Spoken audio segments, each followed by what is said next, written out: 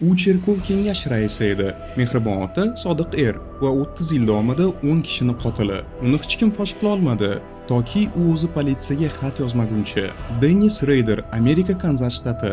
Tashqaridan u oddiy, hurmatli odam edi. Oila boshlig'i, 2 bolani otasi.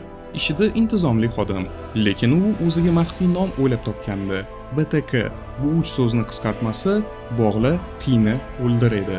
1974-yildan boshlab u qotilliklar qila boshladi. Lekin uni eng ko'p qiziqtirgani o'lim emas, e'tibor edi. U politsiyaga va gazetalarga xatlar yozardi, jinoyatlari bilan maqtanardi. Keyin to'satdan jim bo'lib qoldi. Yillar o'tdi. Hamma uni o'lgan yoki boshqa joyga ketgan deb o'yladi. Oradan 30 yil o'tib, 2004-yilda BTK yana xat yubordi.